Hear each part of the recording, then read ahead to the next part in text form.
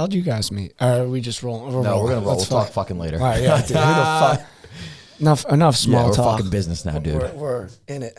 We're on conversation number 3 with GCiams with my buddy Ty Martin. Ty and I met through a mutual friend down in Delray Beach, Florida. I met your friend on Twitter, got dinner with him. Angelo, fantastic guy. The best. Introduces us, and we meet in Philly, I believe, for the first time. Yep. So Ty's a real estate entrepreneur. He's got a few different businesses. He's building a commercial real estate team out in Philly, but that's where you're located. You're actually nationwide. Yep. Doing some awesome things. And I was super pumped about today because it's not just a podcast that we do one time. This is going to be something where we do it every year and we see the progress of where we come. Love it. You know, I look at you and I think we have some very interesting things in common, business-wise, personal lives, how we're wired. So I thought this was going to be a lot of fun. Yeah, no, that and no voice. We have everything in common. And right? no voice. We had Ty came down with Steve from Philly, and we had our buddy Ross from Newport and a couple other guys. Friday night, we had a fun night. Last night, big steak dinner, had like 40 guys over. And then we ended up, so if we had sponsors tonight, it would actually be Bad Melly's A&S for providing the steaks. And then Pete Collins, great guy who owns the Sea Grape Bar in Fairfield. The best. And that was a late night. And we woke up today at 6:30, and you first thing you said, what is wrong with you? Why did you think that was a good idea to plan this? Because we're right now, it's 7:15 in the morning shooting. And you still have the same energy you had last night. I don't understand it. I mean, we woke up this morning, and the first thing I saw was your face just ready to rock. I don't know how you do it. Yeah. And last night wasn't the craziest night in the world, but it was still a night that, going 7 a.m. and waking up ready to rock. Yep. I just don't know how you do it. Yeah, well, hey, dude, I am pumped. So today we're going to be covering a few things. I want to talk about growing up, only child. Yep. Mom and dad. Dad's not a rock star, but it literally seems like it when I met him. He's got some cool things going on. The story of how his family came from Hungary to here. I want to talk about Keller Williams, the commercial team, what you're building out there, what you focus on, what your plan is moving forward. Talk about some of the other businesses you have going on as well. We could talk about mentors. I know we talked a little bit about that. Sure. And who's played a big part in your life, and both on the business and personal side.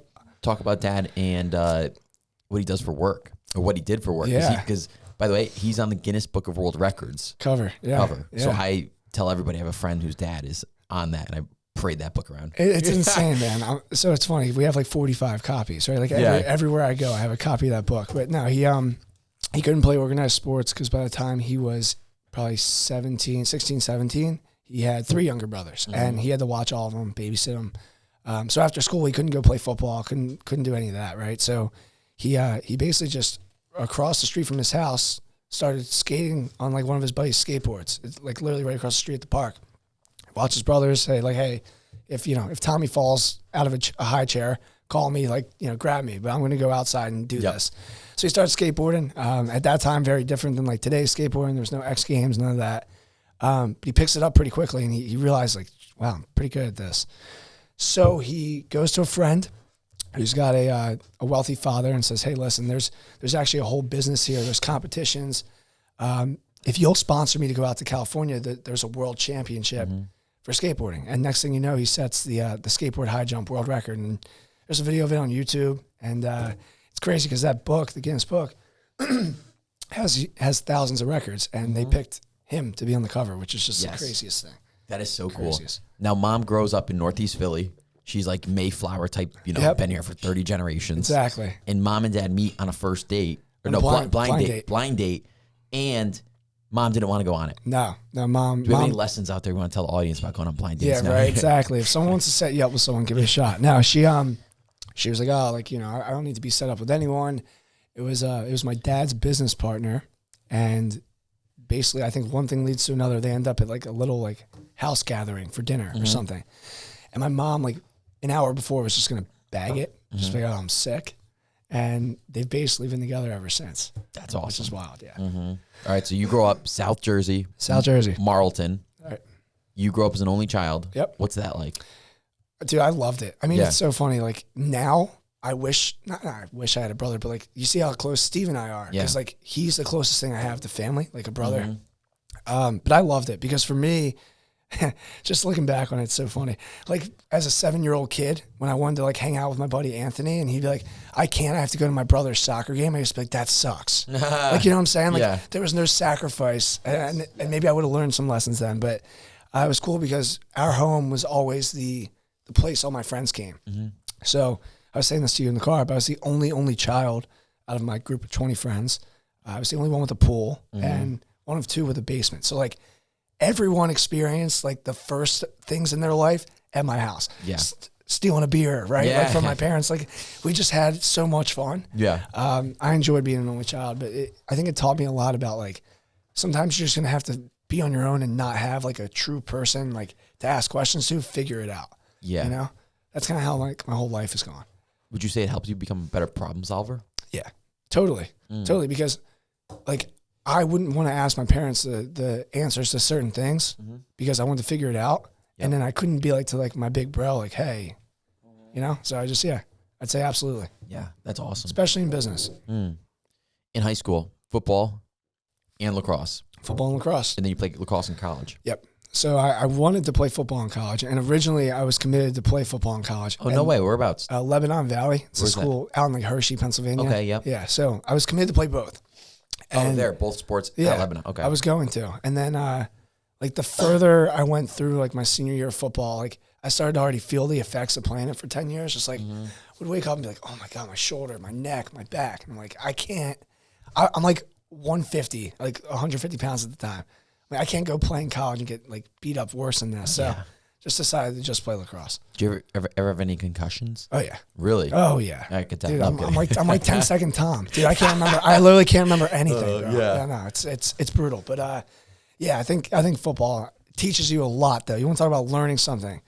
Being on a competitive football team like throughout my youth taught me so much about building a team and like actually realizing that if you do what you have to do every day and you truly trust the people around you, you're going to be fine. As long as you got good people in place. But you know, so that's one thing that I feel like shaped me a lot. Lacrosse, honestly, opened a lot of doors for me, and to this day still does.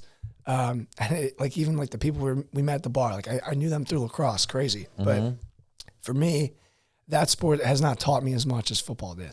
Yeah. Let's talk about team building before we get into businesses you have right now, which I'm excited to talk about. Yep. What did you learn about team building by playing football? I just think the biggest thing for me was you could have people that maybe didn't pass the eye test, right? So like what's a great linebacker supposed to look like, right, in your mind? And it's not always about that. People have enough heart and really care about like perfecting their craft. Maybe people that didn't seem like they'd pan out at first could really end up being like some of the core people of your team, like on your team.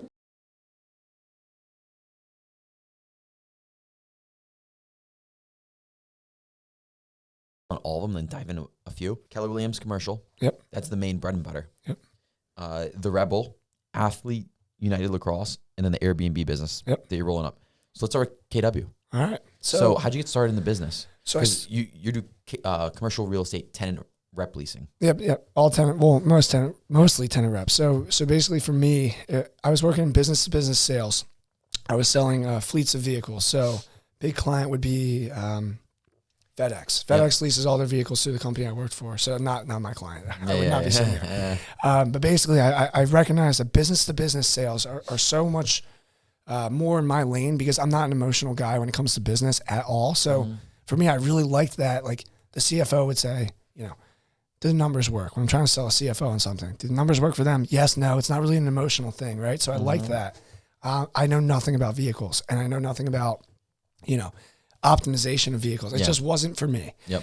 So I started cold calling.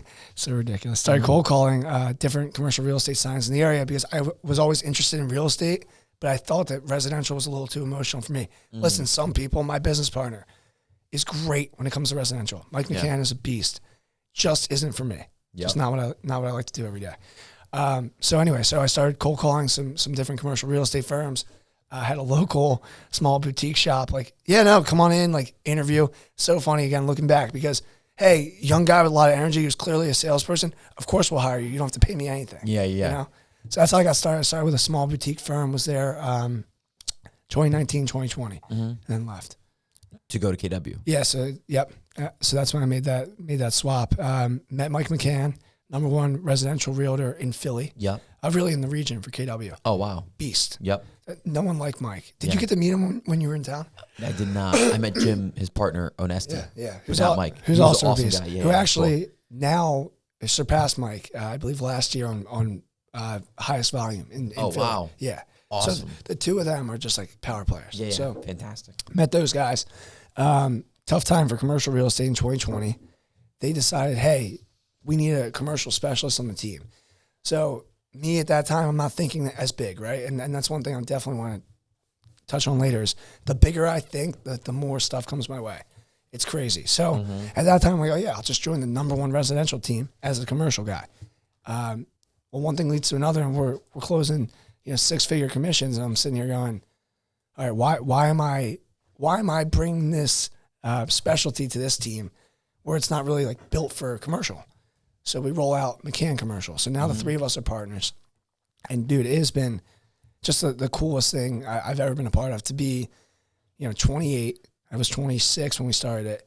And to kind of like walk in every day as like the boss. And I'm not saying that from like an ego perspective. It's cool to just be able to influence change and impact the team like that. I can just make whatever choice I want. And I think that is such an awesome thing because my whole thing is it's not about me.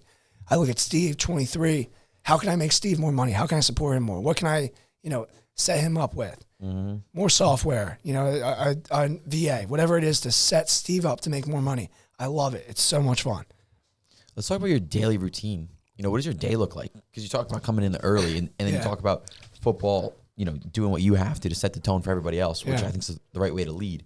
So what's your daily routine look like? It's funny because I was bitching about waking up at 7 today, right? But 4 a.m. every day, 4 a.m. the alarm goes off, and that is has gotten a lot easier, honestly. For me, my thing, and I tell everyone this, if I can just get 2 feet on the ground, if I stand up and my 2 feet hit the ground, now it's a choice. Yeah. It's a choice right there in front of me. I could say, oh man, like it's so cozy out, Nicole's there. I could just lay back in bed. Yeah. Right? Or I could say, all right, I'm going to go be one step ahead. And I think of everything as a competition. I said this to you. Yeah. I don't play nice in the sandbox. The guy down the street that does what I do, he wants my business. I want his. Yeah. So 4 a.m., as soon as my feet hit the ground, it's like, all right, I have to get going. Game time. 100%. So. Yeah, ready to roll. Fucking out for blood. Totally. So I'm right in the gym. I'm in the gym by 4:15. Out of the gym by 6. I pick Nicole up a coffee every day. Same ritual. I drive home. I'm out my door at the absolute latest, 6:45. Some days as early as 6:15. It just depends on what workout I have. Or it doesn't have to be out the door. Or I'm at the laptop. I'm ready to rock. That for me is a simple routine. I used to do all the shit. I used to do the yoga, the meditation. Yeah. Write, all this stuff. I used to write a love letter to money every morning. Swear to God. Swear to God. Dear money. I used to write, dude, I'm not even kidding. I used to do all of these things. And I realized, all right, these are all good things. They're healthy things. But for what I want to do in sales. I can't believe you did that. Yeah. I'll show you it. I have pictures of it. Because I might start doing that. Dude, I used to write down, it was 10 affirmations. Yep. Is that what they're called? Yeah. 10 affirmations.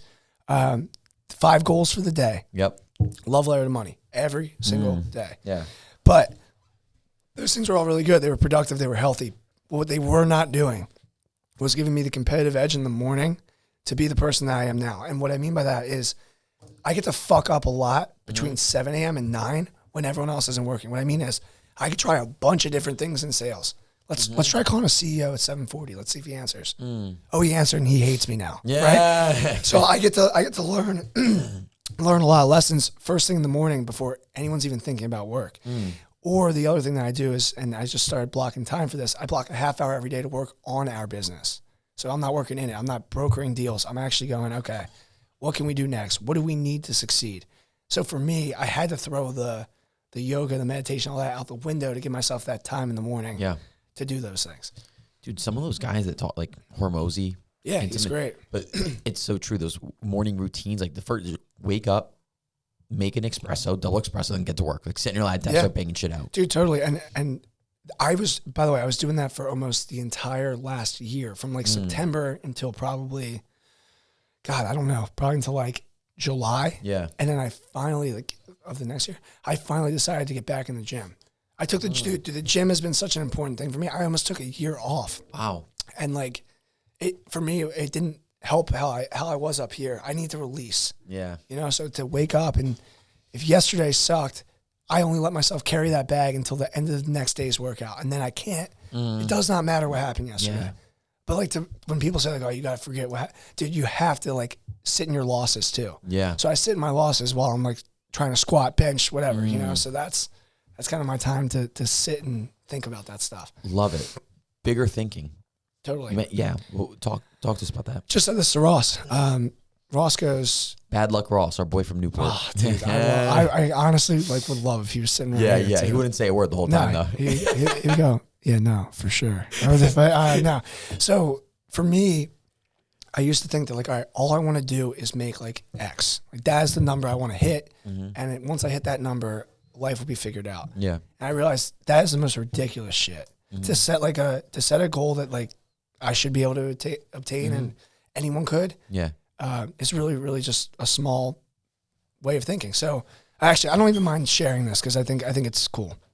So the first year I met Mike, he said, how much money do you want to make next year? Now I had made 40 grand in 2020, which second year in real estate, tough market. Yeah. I was happy to even get there. So he said, how much do you want to make next year? I'm like, 100 grand. And he like looked at me like this. He's like, 100 grand? And I was like, yeah, I mean, that would be amazing. He's like, okay. I'm like, all right. Now I feel like I upset him. So I'm like, all right, 125. He looks at me like dead in my eyes and he goes, you better double that number. Dude, I doubled that number and then some. And then now I don't even set a number. Yeah. Right? Now it's just, I want to go out and do what I do every day. And I know that everything that I need will come to me. Yep. So that we were talking about that too. Like the abundance mindset. For me, it's if I keep doing what I have to do, everything I need will come my way. You know? Yeah. It's bigger thinking has been probably the entire thing that has taken my career to where it's gone. You know? Well, talking about, we'll get to abundance mindset, but talking about hitting goals. Totally. I think, you can't create a number. You have to say, I started coaching like 18 months ago and it was awesome because it was like, here's your inputs, how many calls and conversations you have in each week, how many people you meet in person. Totally. And those are the only two things you can control. And then everything else can work it out. I can't originate X amount of dollars and make X amount, but I could figure out how many people I'm going to call and how many conversations I'm going to have. And that's the stuff you can control. It happens. It happens like that. I said this to you too, but Nicole gave me a book called The Secret. Have you ever heard of this book? No. Dude, this like book. 50 Shades Grey? No, I'm kidding. This book, I will be the first one to say when I first heard about all this stuff, manifestation stuff, dude, I used to roast people for that. I was like, shut up. Yeah, the universe, shut up, right?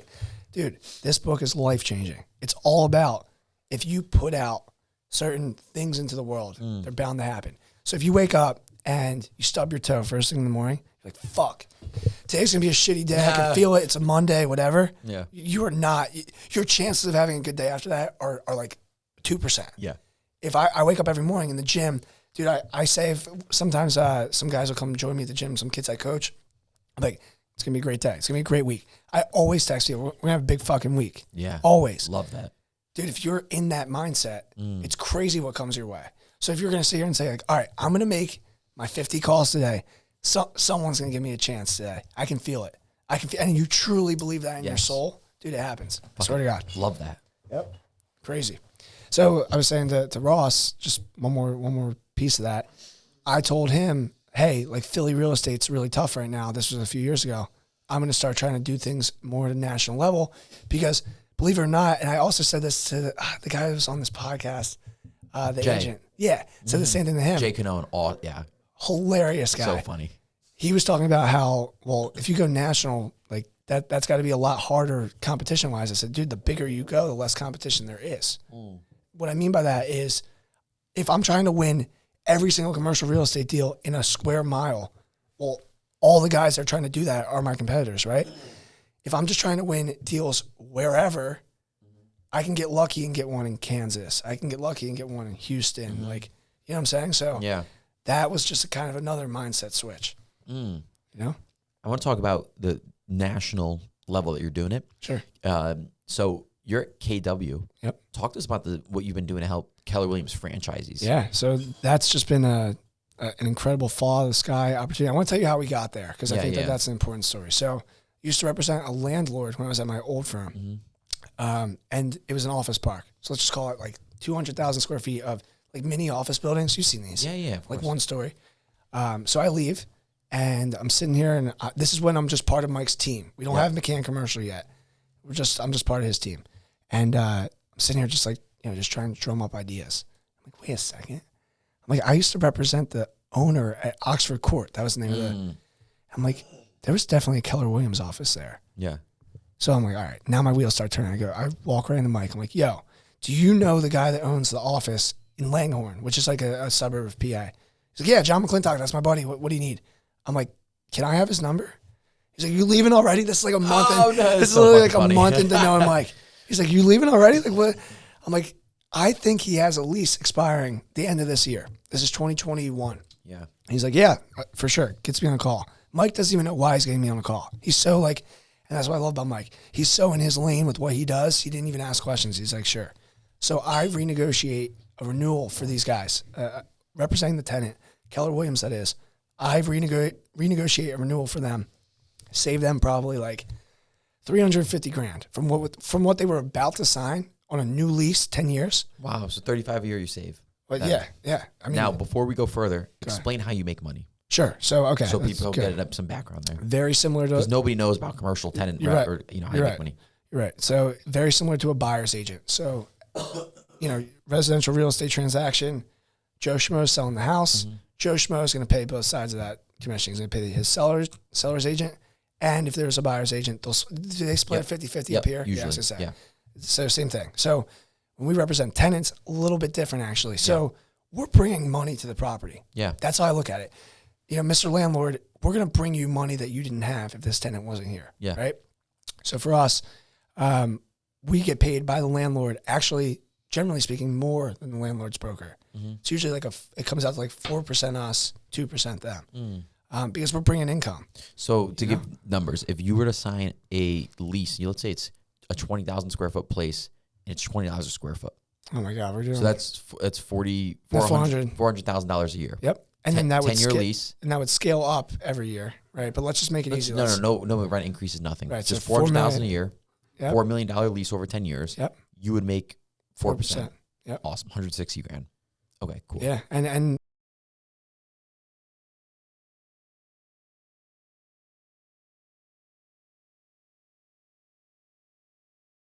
But then you think about what you just said. Mr. Landlord, when they try to, by the way, once in a while you will get landlords that are just really heavy on trying not to pay our market commission. Yeah. Say, Mr. Landlord, I'm making you over $4 million over the next 10 years and you can't stroke a check for $160. Yeah. Right? Yep. Like that's the conversation I have to always level set back to. I'm asking you for 4 months of what these guys are going to pay in rent. And you're going to have them for over 10 years. Yeah. Like that almost always ends up getting us paid. That's awesome. All right, so back to the Keller Williams. So you set up this, Mike sets up this meeting for you. Mike sets it up. End up just negotiating an awesome deal there. This guy, John McClintock, I mean, he was texting me on Thursday, just like forever is grateful for me. I'm forever grateful for him because he gave me a real shot. That led into us doing it at a regional level. So Pennsylvania, Jersey, the places that I'm licensed, started there. And then one day out of the sky, I get an email. The name's Jason Abrams. Now, I don't, at this time, know anything about Keller Williams at a national level. I just know what I know. Jason Abrams reaches out, hey, Ty, I heard you've been doing some awesome stuff for some of the OPs, the operating principals, the owners of these offices, the franchisees. Can we hop on a call?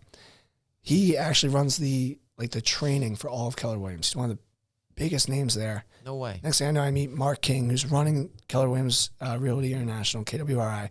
These two guys have put me on the map twice over. They put me onto what's called a growth call. It's all the owners of every office on one call. They then put me on stage down in Austin on a panel in front of all of the owners of all these offices, all of their team leads, which is like their head recruiter, and all of their MCAs who do the finances. Yeah, I'm in front of all these people. Sounding like this, because I always do. Yeah. Right, of course. Lost my voice. Didn't do anything the night before. Of course, no voice. But yeah, it was absolutely electric, man. And now I've, when was that? That was May. Of this year? Yeah. Holy shit. Ange was with me. Okay. Ange came with me. Awesome. Yeah, it was a ton of fun. So you got in front of all these OPs. You tell them how you can help them, save them money. Exactly. And is it started to work? Started to see it, trickle in? So we have takes now... These people in leases for 5-10 years. It's Exactly. not like all of a sudden, they could call you right away. But they can. And that's the biggest message I got across. So, all right, so you have 8 years... No, 8's long. You have 3 years left on your lease, okay? You know that you don't want to go anywhere because you have a staple right here in the heart of town. Yep. Great visibility, right? You don't want to go anywhere. Yeah. That landlord, let's say it's a large office building, 100,000 square feet, you're taking up 10. That landlord's probably struggling to fill that space, right? They're struggling to keep tenants because everyone's downsizing. Everyone's giving up office space. So you have 3 years left on your lease. We go in and we do what's called a blend and extend. You know you want to stay. Landlord would hate to lose you, right? So, hey, Mr. Landlord, KW has 3 years left on their lease. You see the way office leasing's going, right? You're having less activity, less tenants signed. Yeah. Well, what if I told you KW is willing to commit to 10 years right now? You open to that? They need a lower rate. They're paying too much, but they'll commit to you for the next 10 years if we do this deal today. That's how we help them if there's time left on the term. That's awesome. Yeah, so those are great deals. They're fun, because then the landlord ends up thanking you. Yeah. And we're looking out for KW by solidifying, or whoever the tenant is, solidifying a place that they want to be. They want to be there. I'm not telling them that they should be. Yep. They want to be there. We're just helping them make that a reality. That is awesome. It's been insane. Now you're building a team too. Yep. So we've got Steve, stud, Matt, Also stud, Angelo, hilarious, love the kid, stud.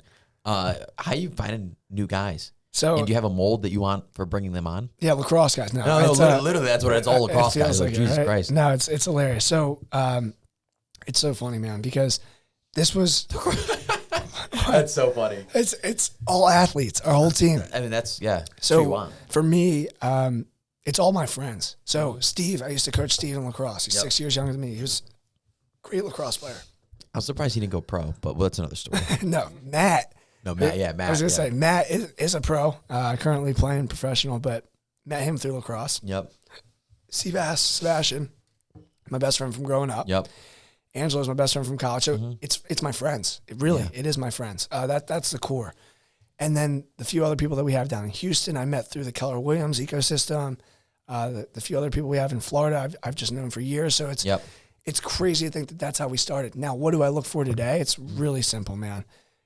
I do like recruiting athletes. I think that we all have something up here that's just a little bit different. Yeah. Make a lot less excuses in my mind. Dude, Matt is the greatest example, and I really hope he hears this because I just appreciate him on my team so much. We've all made mistakes in real estate. Dude, he takes it on the chin, and he will not let anyone feel sorry for him. Yeah. Like, he's the first person to be like, no, I messed this up. I did this wrong. And, like, it won't happen again, but, like, I need to sit in this, kind of what I was saying earlier. I need to, like, understand what I did wrong. And, dude, no one learns better from their mistakes. He's coachable. Dude, he's amazing. Well, he played on the best lacrosse team to ever play in college.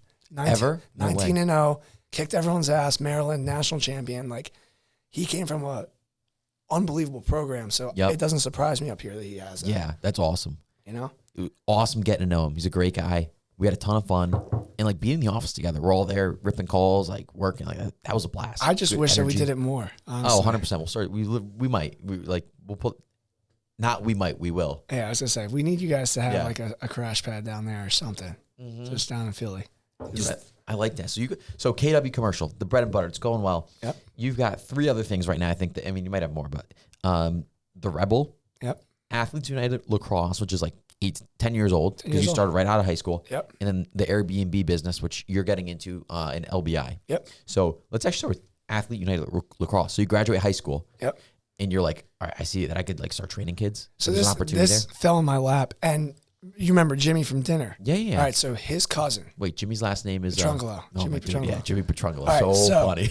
I'm coaching lacrosse at this camp. Hey, Jimmy, how you doing? Dude, you guys are sitting between just. I was in an Italian sandwich with you two fools. Dude. It was so funny. Yeah. But anyway, so I'm coaching lacrosse at this camp. 5 days out of high school, hair down to here, and this one kid just was an awesome kid. His name's Gennaro. And one thing leads to another. At the end of the camp, his mom's like, hey, would you give Gennaro a private lacrosse lesson? I'm like, I never really thought of that. It sounds pretty cool. So I did. I gave him a lesson.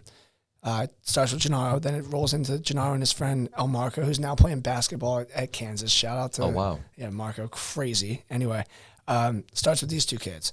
Then there's 10 kids. Then there's 20 kids. I'm like, I need to make this into something. So for me, what was cool was we had all these kids from different towns.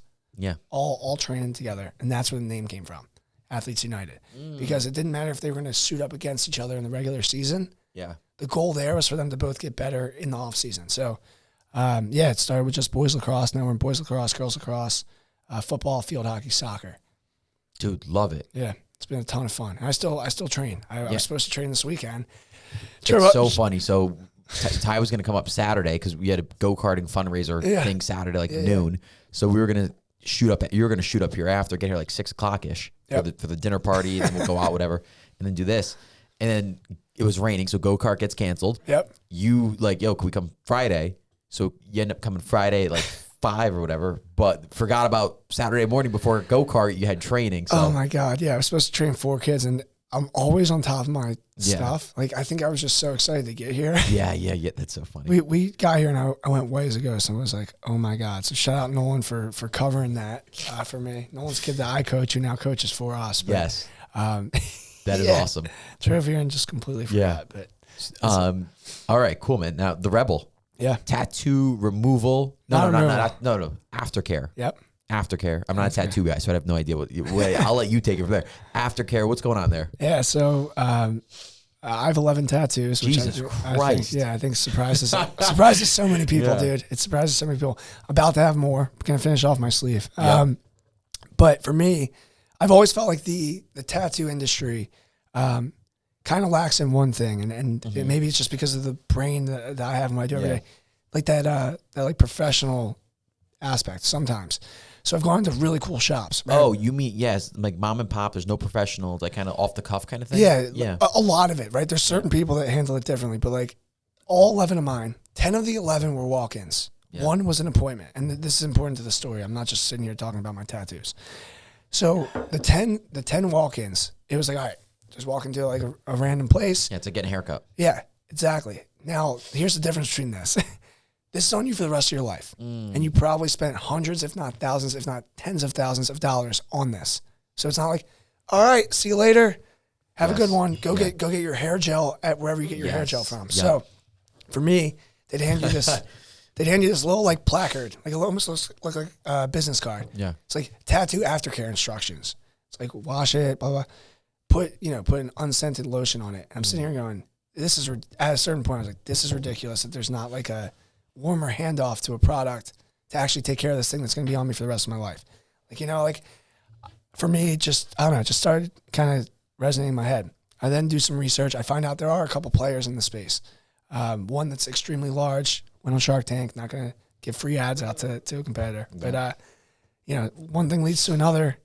I'm with my buddy in Budapest. I get a new tattoo out there, and I'm like, shit, I don't have anything to put on this when I'm done. And my wheels had already been turning on the idea. And that's when I was like, to my buddies out here, I'm like, let's start something. Let's make something. He has 0 tattoos, by the way, which I think is really cool. My partner, 0 tattoos. But yeah, basically it's going to be a full stack of tattoo care products, aftercare, suntan lotion, which is super important because I think the biggest thing too is once all healed, you don't want your tattoos to fade, right? Besides that, just like a daily lotion. And then, actually there's a few others, but then we're going to do like a balm that makes your tattoos shine. It's going to be really cool. Because like, I always point to this one because I have like a line right on my forearm. Like, I don't want that to be like crusty, old, and faded. Yeah. I want it to pop. Yeah. So, yeah. That is awesome. When's it off the ground officially? I would say, it's mid-October. I'd say like Q1 of next year will be rolling. Awesome. Yeah. Branding started. We're sampling right now products and just kind of working through it. Awesome. Yeah. And then you've been going to LBI since you were, first memory of the beach is in LBI.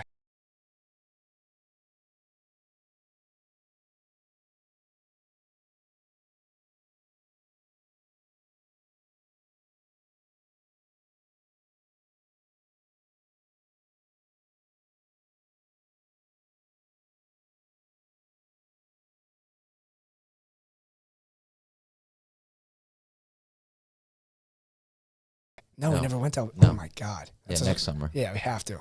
I was like, you invited like 40 people. I was like 41. Yeah, you were right. like, Exactly, dude, if something cancels, I'll call you. But no, no, thanks. I don't think we had met in person No, yet. That's it. No. Yeah. So, so you're on the beach. You got like the coolest, like 3 different tiki bars. You got like a cabana where they have these bands, all this shit. A pool and a hotel.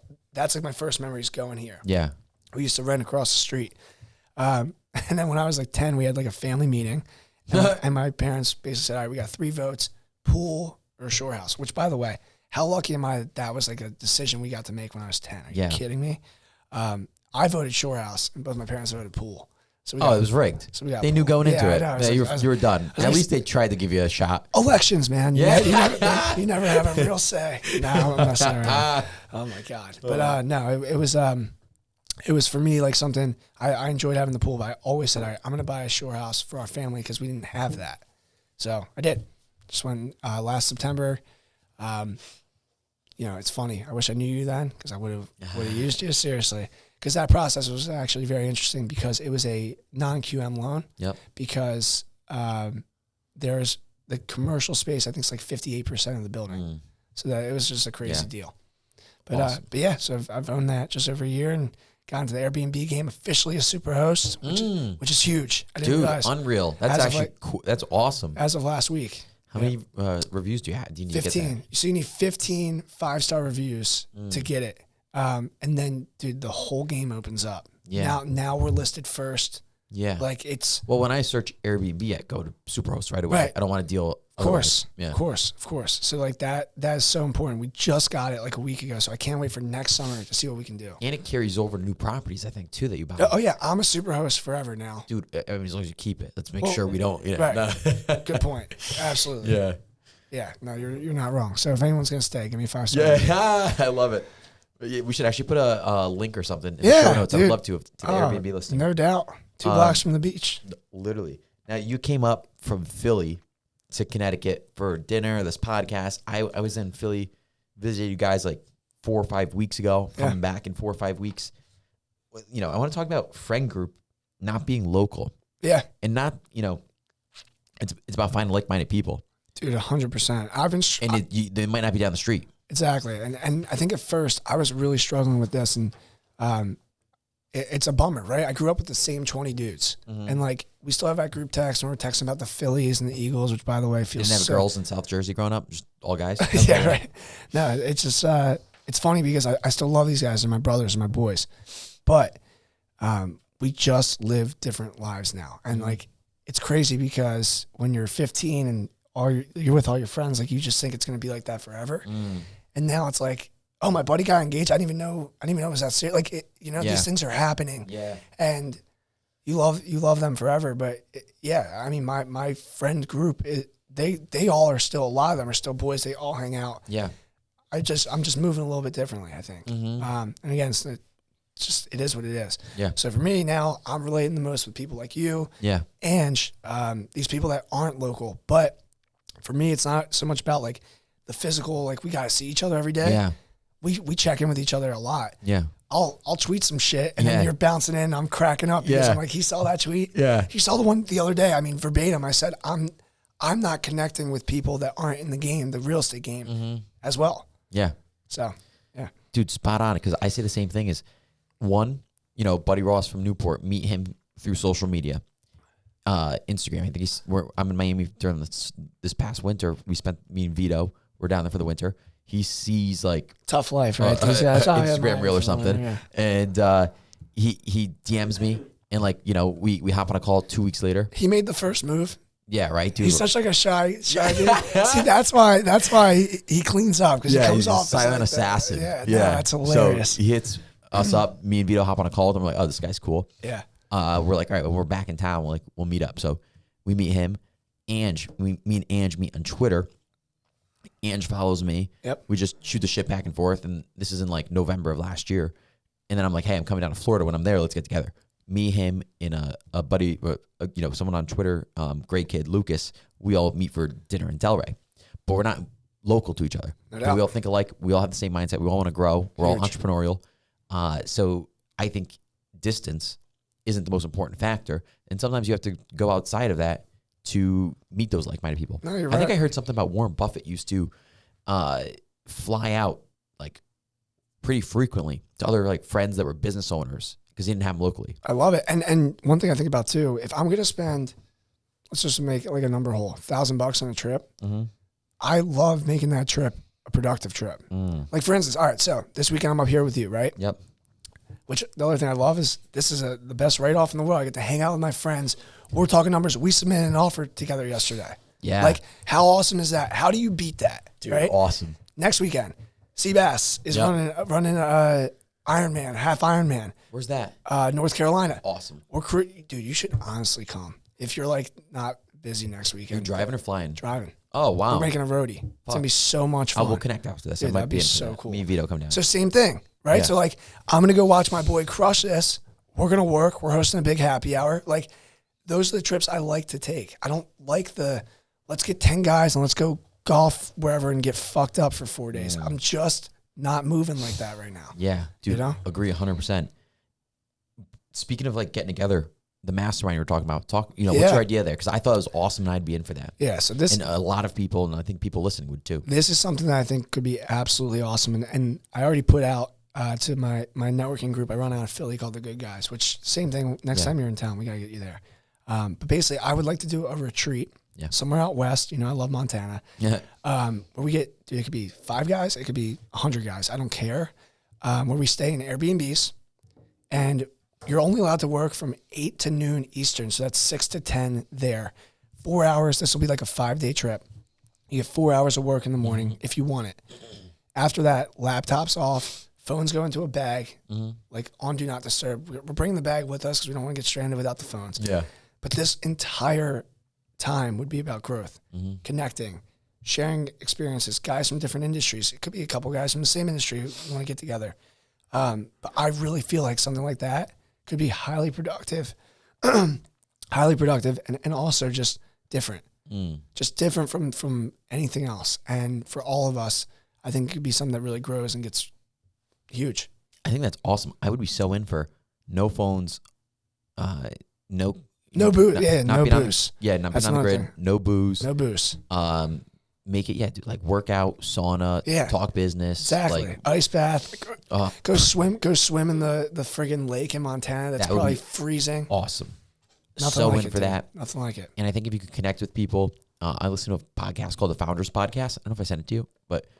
Ange sent me that podcast. It's funny. Oh, no way. Yeah. You guys I sent it to Ange, I think. That's hysterical. Yeah. And if he doesn't tell you that, then he's lying. No, I'm kidding.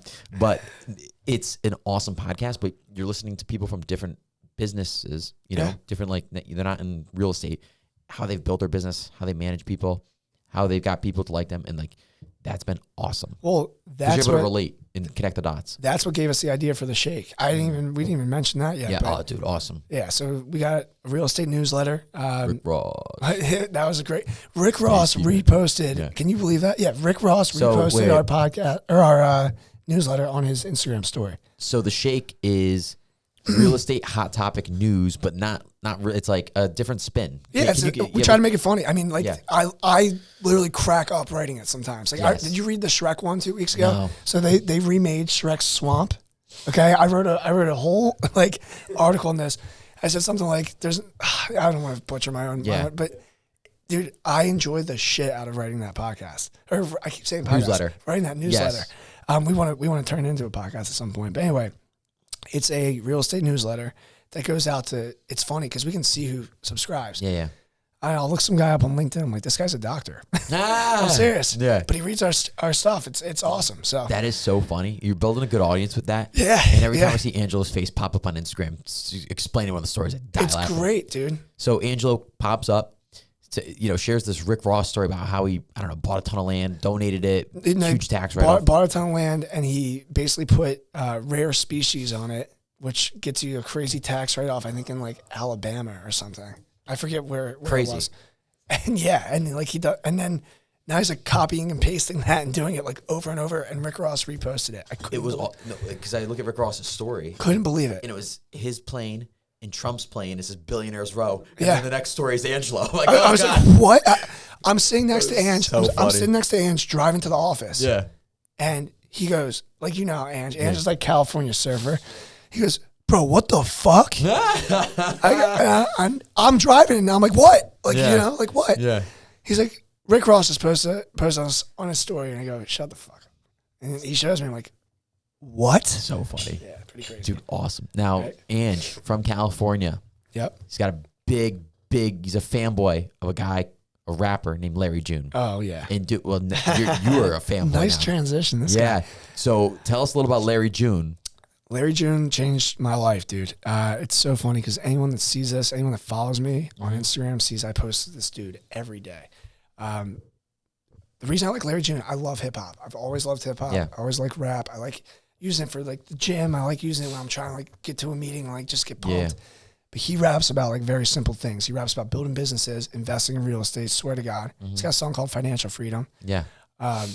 Eating healthy, being healthy, drinking green juice, like just living life the right way, the way I want to live it every day. Living life so fast. Right. Yeah, dude. It's man, I love that you know the lyrics now. It makes me so happy. He stays away from the bullshit. He stays away from like the club, you know, we'll the talk about guns. killing people and right, women right. and Dude, we don't need that. We got enough BS going on in like the city that I work in every day. Yeah. We don't need more people hyping people up, making lyrics about killing each other. Yeah. Like we just don't need that. We need more of that peaceful message. You know, take care of yourself, build something for yourself. It's funny because like people are gonna hear that and be like, that guy's music must be lame as shit. Dude, he has absolute bars and he has the best beats. I love his music, dude. So I'm a kind of guy, like I listen to music. If I like a song, I listen to one song on repeat for the full week or longer than that. I could do it for like a day. Just Two, hammer one. I'm more of like a melody guy. I don't really know the lyrics. I just get amped up about the songs and just get excited and bang out calls or something or jam or whatever. But his music, his lyrics are, I actually like, I mean, you showed me, they're actually like very interesting, like sophisticated for rapping. Dude, 100%. He has, well, I showed you the song yesterday where he says something about real estate by the ocean, and then Big Sean comes on and literally says commercial real estate. Yeah. Like, I almost stopped the car the first time I heard that. Yeah. I was like, you like this guy a little too much. Big Sean just said commercial real estate on Larry June track. Yeah. Head almost exploded. But no, seriously, I think that like deeper than just music, whatever you consume, whatever you decide to take in every day with one of these is influencing the hell out of you. So what I've really started to do, I just unfollow the bullshit and I follow more like something as silly as like men's tips, which is like, that's a very like low level example. Something as high as like people that get really deep into the weeds talking about like crypto. And I don't even invest in crypto. Yeah. But I just want to start learning more. Yeah. And like with everything I do, the content that I take in, even like I'm not a big show guy. I don't watch a lot of shows, but if I'm going to watch shows, I loved Peaky Blinders. It's all about like brotherhood and building something. Yeah. I don't care what anyone says. That's what that show's about. Yeah. So like, I don't know, content that you take in can really influence you every day. Yeah. I'm trying to spend less time on social media and more just reading biographies. Dude, I just sometimes want to put that thing across the room and I'm like glued to it, man. You know why I'm glued to it? Because of business, like leads. Like I've had my two biggest leads have come through calls that have come to my phone. And I'm so scared to ever miss that. So I think if you didn't get back to him in 3 hours, I don't know. You met the one guy at the golf outing, Gabe. They were calling around to sell his property that he inherited. And like he basically said he was just going down the list. And he saw me and I called him right back, thank God. I don't know. Maybe when starting your business, you know, like where you and I are at our point in our lives, we need to be like that. Yep. And then in like 5-10 years, if you build a reputation, then you deserve that. Yeah. Yeah. We're meaning deserve not having to pick it up right away. You can wait 4 hours, get back something. You're right. You're totally right. That might be what it is. It has to be. You know? Hopefully we get there. We're getting there. Get out. Yeah. See, that's all right. So that hopefully right there. No, we will get there. Yeah, exactly. You got to tell yourself, we're already there. That's what manifesting is. Dude, we're already on our yachts. Yeah. No, like, 100%. When we were cruising around yesterday, and I'm so happy you showed me this area. Yeah. And we were cruising around and we're looking at these houses. I showed you my house, with my yacht out front. And you're like, that's what I want. Dude. I want, you guys, I want a compound. $12 million house. Might be my second house, but. He's like, I want a compound. Dude, like, you got to live like that. You got to already see yourself in that house. Like, that's how I live. Like, dude, every day when, like, work gets a little too tough, I'm literally, like, one step away from that Montana house. It's the next thing for me. All I have to do is just keep doing what I do. Like, I'm already there. I can already feel, like, the air. I can already, like, see myself, like, walking outside with a coffee in the morning. Like, I'm there mentally. Dude, that's awesome. I love that. I manifest all the time. Dude, it's so powerful. And, like, I'm telling you, I was the biggest hater on it until I started doing it. And now it's like, it's awesome. Crazy. Yeah. By the way, I was just laughing.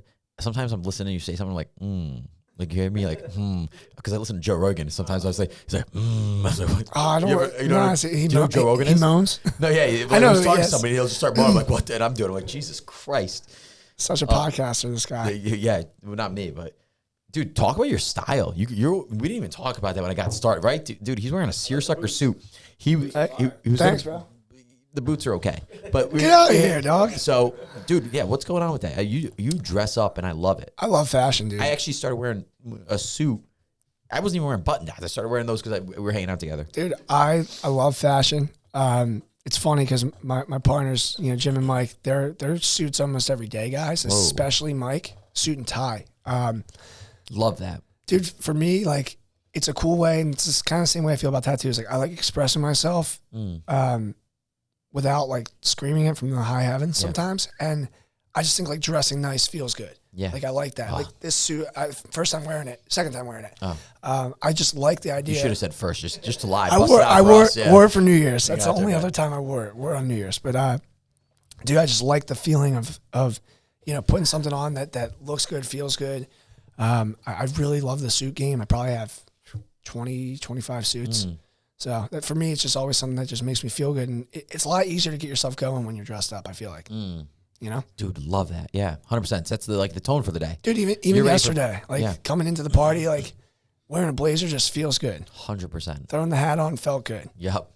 I gotta show you this hat. You're gonna crack up. What was it? It wasn't a cowboy hat. It was like a fedora. It wasn't a fedora. It was like a... It's called a safari hat. It's a very specific type of hat. Gotcha. I got it from Barber. You ever heard of that place? Oh, dude, yeah, of course. Great jackets. Yeah. With the O-U-R. Great jackets. Great jackets. Yeah. Yep. That's so funny. You mentioned a couple of mentors that, right now, Rick Foreman and Bill, I think it was Karis. Yeah, Karis. So Bill, or God, sorry. No. You could dive right in if you want. I was going to say, how'd you meet these guys? What are they, how have they helped you? Is it something you're just watching from afar? And it's like, because I have mentors that I meet with, talk with monthly, quarterly. Then I have people that I just see what they're doing and I haven't met with them, but it gives me ideas like, all right, I got to do something about it. Yeah. So I don't know what, So Bill, he might be honestly like outside of my pops, like the guy I look up to the most. So Bill is on the C-suite for the company I used to work at. Met him when I was a 19-year-old intern or 18-year-old intern. Wait, what company? Holman, which is a huge automotive company. So gotcha. I was in the fleet sales, which is called ARI, which is the bulk sales of vehicles. But they also own a ton of car dealerships. They own a lot of different things, all really surrounding the automotive industry. So I meet Bill 12 years ago, 10 years ago. Yeah, 10 years ago or so. And at the time, he's running the Northeast operations for all the car dealerships they own. One thing leads to another. He becomes a great mentor. We stay in touch. He now runs the venture capital arm of their team. So they rolled out something called Flex Drive. You've probably heard about this. It's partnered with Lyft. They lease a ton of vehicles. Lyft drivers can then basically rent these cars to use specifically for Lyft. He rolled this out. He's a beast. He actually played with me in the golf outing. I hadn't seen him in 5 years since I left the company. That is crazy. And he came to play in the golf outing. One of the nicest men ever. I'm trying to get him on a regular cadence to meet. So he's the man. You mentioned Rick Foreman, who owns Foreman Mills. I can't believe you've never heard George of Foreman Grill? No. Oh, Foreman Mills is it's a huge department store out of our area. He went on Undercover Boss. Just awesome guy. I actually was texting with him yesterday. Gonna catch up with him soon. But that man, sold the company for a massive amount of money. Same thing. You'd meet with him, you'd never know. Nicest guy in the world. And really makes me. He always says you can't major in the minor. You cannot sit here and let one little thing take up your brain space. I love that. He always says it to me because I'll start talking about this one deal we had on the 1 yard line. He's like, why are you thinking about that deal? Let's talk about the next deal, the bigger deal, the deal that's gonna be twice that size that you're going to close. Why are we majoring in the minor? Yeah, always says that to me. I'm like, all right, yeah, you're right. How are you coaching your team? What I mean, by the way, part of coaching is just showing up and doing what you need to do. Yeah, and lead by example. By Jim, make the calls, get the meetings, you know, Totally. and do that. But like anything else, advice you would give them or newer people to the business? Well, I'll tell you that it's the part of my life that I'm the most critical about. And like Nicole always says, like, you gotta stop. Like you are making like a difference here, and like you're helping a lot. I just always feel like I'm not doing enough. I beat myself up about it endlessly, man. But what we do is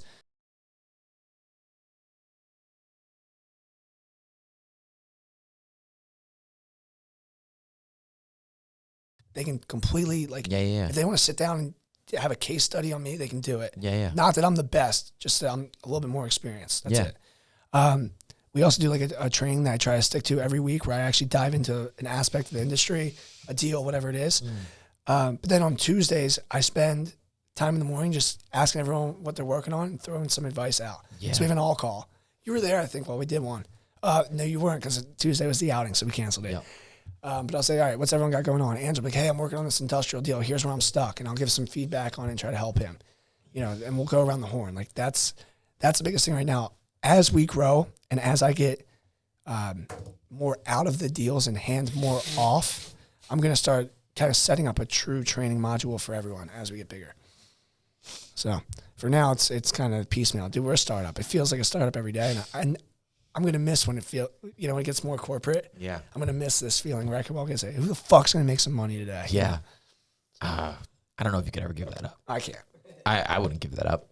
I can't. I love it. It's a ton of fun.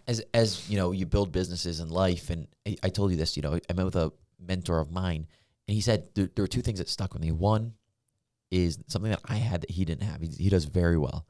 Owns a lot of real estate. You know, he's stroking big checks, charities, like, you know, high 6-7 figure checks.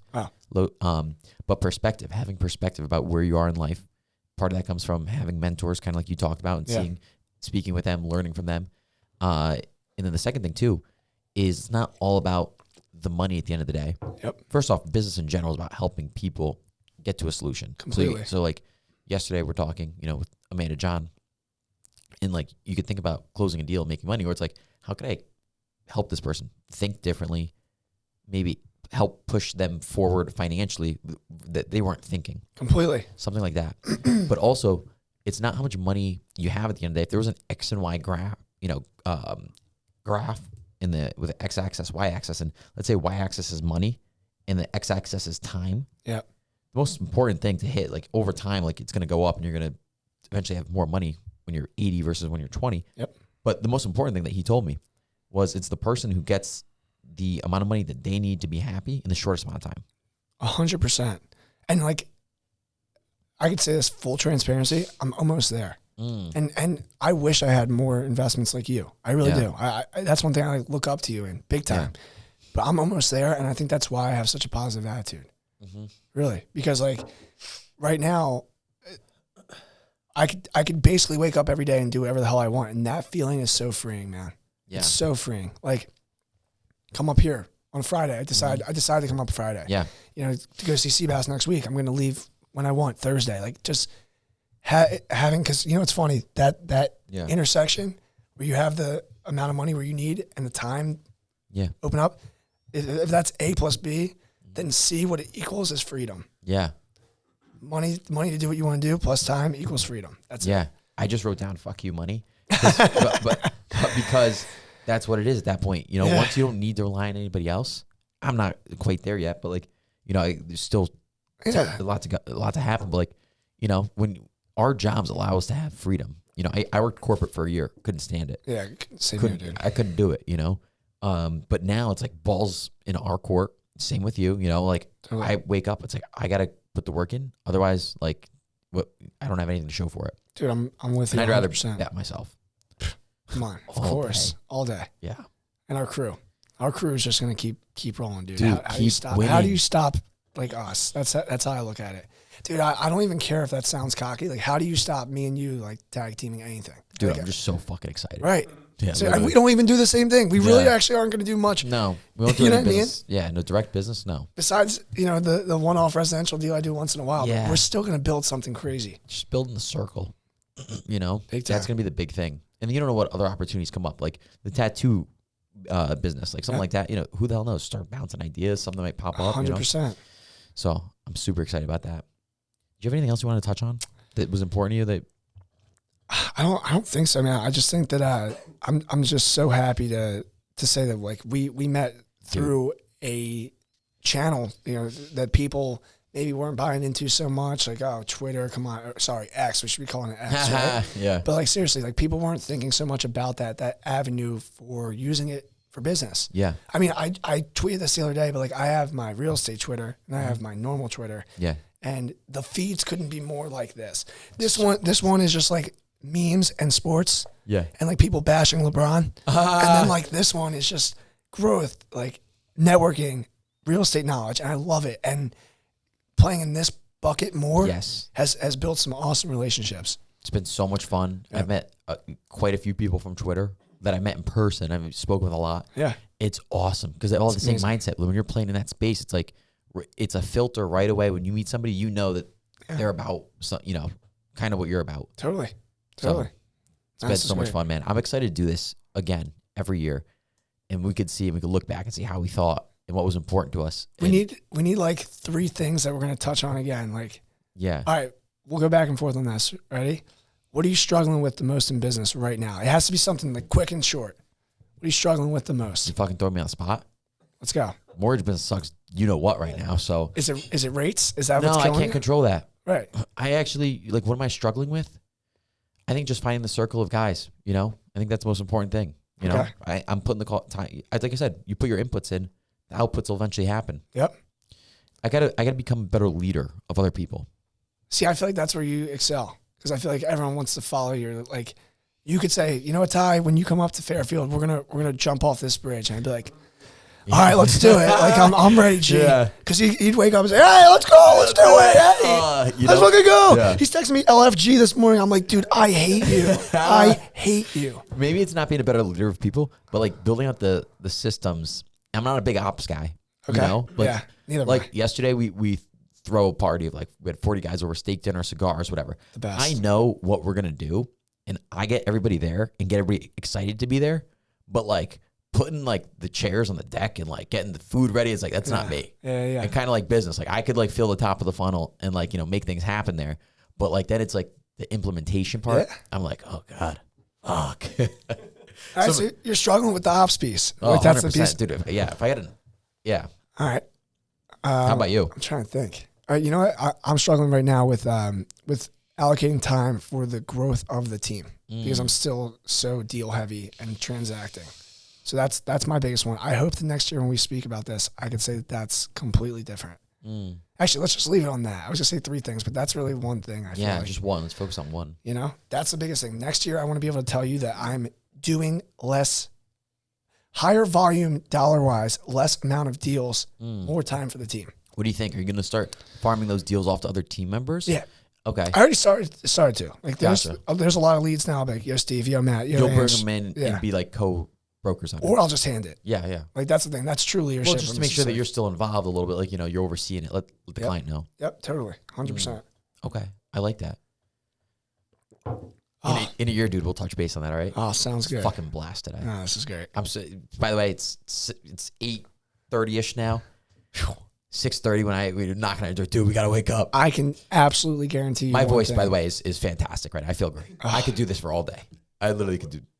We could keep going. What were you going to say? Sorry. I was going to say, if you don't think I'm taking a nap later, you're crazy. Yeah. Awesome. I gave it everything. Shaney, you got to roll. I appreciate it as always, bro. You got a thing down there. Oh, dude, fucking fantastic. Ty, I got you a gift. What? Oh, Jesus. Fuck. What is this? Oh, dude, no way. Ty had a awesome, golf tournament, Headstrong charity golf tournament. And Vito and I sponsored it, came down. That wasn't the first time we met, was it? No. You came in the office. Yes. So we came down and we hung out afterwards. We had a picture with the whole crew. Literally the whole crew. And it was an awesome photo. So framed it up for the boy and sent it to him. That's so cool. That's going to be right above his bed. So every day he wakes up, he sees my face. No, this is definitely going in the office. So. Dude, thank you for reminding me. Literally, I would have forgot. He would have been in Philly, kind of like how he forgot about the kids he was supposed to trade, and I would be like, oh, fuck. Dude, ironically, I saw that picture, turned around, and I just, as you guys were setting up, I was going to like say, what is that? Oh, that's so funny. Unreal. That's such a cool thing, man. Hope everyone had, learned something today, had fun listening. Yeah. We'll do this again in a year, bro. It's fucking crush it. One more thing. The reason he gave me this, he looks like a male model. And he looks taller than all of us in this picture. Look at this. You look like he's like, oh yeah, this is a great picture of us. Just like another picture of me though. It's like nothing special there. See you guys.